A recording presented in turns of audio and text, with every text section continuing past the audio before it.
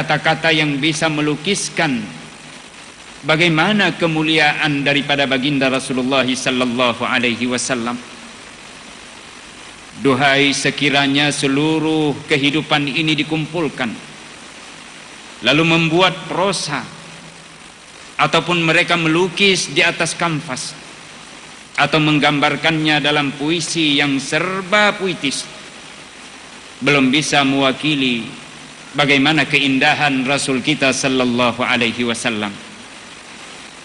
Sekiranya seluruh hari-hari dijadikan hari besar dan hari keagamaan, lalu kemudian kita perindah hari besar itu, maka sungguh tidak akan bisa mewakili keindahan ketika mereka menyambut kedatangan Nabi kita sallallahu alaihi wasallam. Kita ingat di dalam sirah An-Nabawiyah, ketika para sahabat datang menjumpai Rasulullah sallallahu alaihi wasallam sebelumnya mereka menjumpai di Makkah dalam sebuah perjanjian Aqabah. 72 orang datang dari Madinah untuk sumpah setia kepada Rasulullah sallallahu alaihi wasallam. Mereka tinggalkan keluarga dan harta benda. Jika Rasul datang ke tempat kami dan hijrah, kami akan membela engkau wahai Nabi Allah, sebagaimana kami membela keturunan dan anak-anak kami. Kami akan membentengi engkau. Maka oleh sebab itu kami mengharapkan engkau segera hijrah ke sana. Sidang jamaah rahimakumullah, orang-orang Ansar dari suku Khazraj dan Aus, mereka semua keluar untuk menanti kedatangan Rasulullah sallallahu alaihi wasallam. Selama 3 hari berturut-turut di bawah terik matahari yang sangat panas sekali, mereka datang untuk menjamu kedatangan Nabi kita sallallahu alaihi wasallam. Mereka tinggalkan kepentingan-kepentingan pribadi untuk bisa datang ke sana melihat rupa Nabi kita sallallahu alaihi wasallam. Dan sebelumnya mereka telah beriman kepada kerasulannya. 3 hari berturut-turut mereka pulang kembali ke rumah.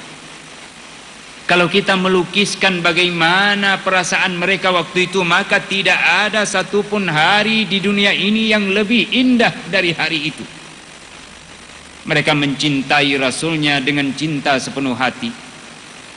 Dan ini berbeda sekali dengan keadaan umat Islam di akhir zaman ini, di mana mereka hiruk pikuk dalam kehidupan duniawi. Mereka mencintai kehidupan materialistik. Mereka hidup secara individual. Bahkan sosial kemasyarakatan mereka tidak nampak lagi. Nyaris semakin hari hilang ditelan oleh zaman dan kepentingannya. Sidang jamaah hadirin yang kami muliakan, Bapak Ibu yang berbahagia, sungguh Nabi kita sallallahu alaihi wasallam tidak bisa kita lukiskan dengan kata-kata. Bahkan rembulan sendiri mengasuh beliau. Di dalam hadis disebutkan, ketika Rasulullah sallallahu alaihi wasallam ditanyakan oleh Abbas, "Wahai Rasulullah, apakah yang terjadi kepada engkau ketika engkau masih berada di masa bayimu?" Waktu itu aku melihat rembulan menukik memberikan sinar kepada engkau. Maka Rasul sallallahu alaihi wasallam menjawab, "Sesungguhnya aku akan menangis di malam hari, tetapi rembulan memberikan sinar kepadaku, sehingga aku dilalaikan dengan pancaran sinarnya, dan aku melupai tangisanku." Bulan pun mengharapkan agar bisa bertemu dengan Nabi. Maka kisah pun berulang ketika bulan terbelah 2, masuk ke dalam saku baju daripada Rasulullah sallallahu alaihi wasallam atau lengannya, dan keluar dari bagian sebelah kiri, dan bulan itu pun menyatu kembali. Adakah mampu kita melukiskan hal yang seperti itu sebagaimana kenyataan yang semestinya? Bulan saja merindukan beliau, dan beliau adalah putra Abdullah yang diasuh oleh rembulan. Sidang jamaah rahimakumullah, ketika Umar bin Khattab bertanya kepada Ka'ab al-Ahbar, "Wahai Ka'ab, kisahkan kepadaku bagaimana engkau mendapati kisah kehidupan Rasulullah sallallahu alaihi wasallam sebelum dia dilahirkan. Dari apa yang pernah engkau dapatkan dari kisah-kisah orang-orang terdahulu dari umat-umat ahlul kitab." Maka pada saat itu Ka'ab al-Ahbar mengatakan, "Sesungguhnya aku membaca di dalam kitab-kitab terdahulu dari bacaan yang kudapati yang ditinggalkan oleh para ahbar dan rahib-rahib sebelumnya, bahwa Ibrahim alaihissalam pernah menemukan sebuah batu yang amat tua. Pada batu itu, jamaah rahimakumullah, tertulis di sana 4 buah kalimat. Kalimat-kalimat itu menunjukkan kepada kerasulan Nabi kita sallallahu alaihi wasallam. Tulisan yang pertama, wahai Amirul Mukminin, tertulis, "Ana Allahu la ilaha illa ana fa'budni." Sesungguhnya aku adalah Tuhan yang tiada Tuhan melainkan aku, maka sembahlah aku. Ini ada tulisan yang pertama. Lalu didapati oleh Ibrahim alaihissalam tulisan pada batu yang kedua, "Ini anallahu la ilaha illa ana Muhammad rasuli, tuba liman amana bihi wattaba'ah." Sesungguhnya akulah Tuhan yang tiada Tuhan kecuali aku, dan Muhammad adalah Rasulku. Maka selamat dan sejahteralah bagi siapa yang beriman kepadanya serta mengikuti akan langkah-langkahnya. Adapun tulisan yang ketiga pada batu yang ketiga didapati oleh Ibrahim alaihissalam, "Inni anallahu la ilaha illa ana man i'tasama bi najah." Sesungguhnya aku tiada Tuhan kecuali aku. Barang siapa yang berpegang kepada agamaku, maka sungguh dia akan selamat. Lalu wahai Amirul Mukminin, aku menemukan bongkahan yang keempat dari bacaan itu yang dibaca oleh Ibrahim alaihissalam. "Inni anallahu la ilaha illa ana, al-haramu li, wal ka'batu baiti, man dakhala baiti amina min adabi." Sesungguhnya akulah Allah yang tiada Tuhan kecuali aku. Sesungguhnya haram atau tanah haram adalah merupakan kemuliaan, dan itu merupakan tanahku, dan Ka'bah adalah merupakan rumahku.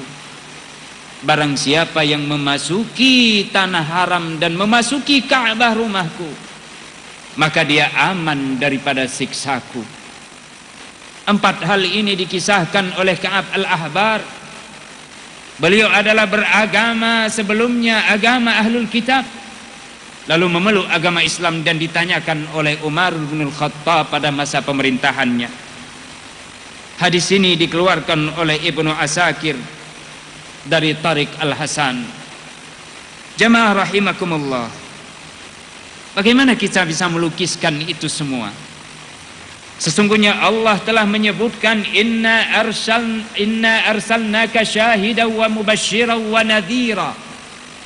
Wahai Nabi, sesungguhnya kami mengutus engkau sebagai saksi kepada umat-umat terdahulu, saksi pula kepada umatmu, dan engkau menjadi saksi pula pada hari kiamat nanti. Siapa yang akan mengikuti engkau dan siapa yang membangkang terhadap ajaran engkau, dan engkau menjadi saksi atas semua itu. Engkau juga kami utus, wahai Nabi, sebagai pembawa berita gembira dari Allah Subhanahu wa ta'ala. Siapapun yang mengikuti perintah Allah dan mengimplementasikan perintah itu di dalam kehidupannya, tidak pernah sedetik pun dia lupa kepada Allah, maka dia akan mendapatkan kegembiraan dan kehidupan di dunia ini serta kejayaan nikmat di negeri akhirat kelak. Bayangkan jamaah rahimakumullah, Rasulullah sallallahu alaihi wasallam berdakwah di Mekah 10 tahun. 10 tahun berdakwah di Mekah Al-Mukarramah. 3 tahun diantaranya pengikut hanya 11 orang. Apabila beban dakwah ini diberikan di atas pundak kita, maka sungguh mungkin kita akan tinggalkan semua ritme dakwah itu, karena tidak ada pengikut yang mau mendengar kecuali hanya 11 orang. Tapi Nabi sebagaimana pesan Allah, penuh dengan kesabaran, penuh dengan keikhlasan, penuh dengan ketabahan, serta azam yang kuat agar bisa agama ini berdiri tegak dan membumi di seluruh cakrawala yang diciptakan oleh Allah Subhanahu wa ta'ala ini. Bahkan di dalam satu doa, beliau sallallahu alaihi wasallam, jamaah rahimakumullah dan pendengar di rumah, beliau mengatakan, ya Allah, sesungguhnya umat telah menzalimi diriku ketika beliau berada di Taif dan dilempar. Padahal beliau mengharap umat di sana bisa mendengar dakwah beliau lalu diberkati oleh Allah Subhanahu wa taala. Beliau pulang dalam keadaan terluka. Beliau terduduk di sisi sebuah kebun. Beliau berdoa kepada Allah, kemanakah ya Allah engkau akan mengembalikan diriku? Apakah engkau akan biarkan umat ini atau agama ini berada di dalam perolokan orang-orang kafir? Atau engkau biarkan aku kembali ke negeriku lalu aku diinjak-injak oleh mereka? Ya Allah, aku tidak peduli semua itu. Yang penting bagi diriku adalah engkau dan perhatianmu. Sungguh aku akan terus berbuat di dalam agama ini sehingga Allah menghendaki sesuatu atau menghancurkan sama sekali. Jamaah rahimakumullah, Nabi kita sallallahu alaihi wasallam ada kemuliaan yang sejati yang tidak ada bandingan dalam kehidupan ini.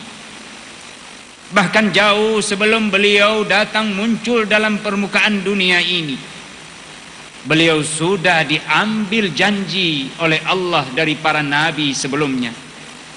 Sekiranya dia datang nanti suatu masa dan kalian hadir pada masa itu, apakah kalian wahai nabi dan rasul sekalian akan menolong dan beriman kepadanya? Maka para nabi dan rasul semuanya menjawab, mereka akan beriman dan menolong nabi yang mulia ini. Allah mempersaksikan kepada mereka, tidak hanya kepada para rasul dan nabi sebelumnya, tapi juga manusia di alam arwah diambil kesaksian oleh Allah bahwa kita untuk mengikuti agama dan tali Allah yang sangat kokoh ini. Sidang jamaah hadirin yang dimuliakan oleh Allah Subhanahu wa taala, para pendengar di rumah, ketahuilah oleh kita semua, Allah Subhanahu wa taala memuliakan rasulnya. Bahkan di dalam kitab-kitab terdahulu disebutkan, di dalam surah Al-Anbiya misalnya, dalam menafsirkan ayat ini, Ibnu Abbas mengatakan, walaqad katabna fi zaburi min ba'di dzikri anna al-ardha yarithuha ibadiyas salihun. Dan sungguh kami telah tuliskan dan tentukan di dalam Zabur yang diturunkan kepada Daud alaihissalam setelah didatangkan Taurat sebelumnya, bahwa bumi ini akan diwarisi oleh hamba-hambaku yang saleh. Surah Al-Anbiya ayat 105. Di sini Ibnu Abbas sebagaimana dikeluarkan oleh Ibnu Abi Hatim di dalam penafsirannya. Beliau berkata, akhbar Allah subhanahu wa ta'ala fit Taurat waz Zabur wa sabiq ilmihi qabla an takuna as-samawat wal ard an yurisa ummata Muhammadin al-arda. Sesungguhnya Allah subhanahu wa ta'ala telah menyampaikan di dalam kitab Taurat dan kitab Zabur, dan telah terdahulu ilmu Allah subhanahu wa ta'ala sebelum terciptanya langit dan bumi, bahwa bumi ini akan diwarisi oleh umat Muhammad sallallahu alaihi wasallam. Sehingga Abu Darda di dalam penafsiran terhadap ayat ini menyebutkan, innal arda yarithuha ibadiyas salihun, faqala Abu Darda nahnu salihun, kamilah orang-orang saleh yang disebutkan oleh Allah subhanahu wa ta'ala di dalam surah Al-Anbiya itu. Maka sesungguhnya ketika aku membaca kitab Zabur, dikatakan oleh salah satu orang yang paham akan kitab ini, dan didapati di sana ada 150 buah surat di dalam surat kitab Zabur. Apa disebutkan di sana? Wa ra'aitu fis surah ar-rabi'ah, aku mendapatkan pada surat yang keempat dari susunan surat yang ada di dalam kitab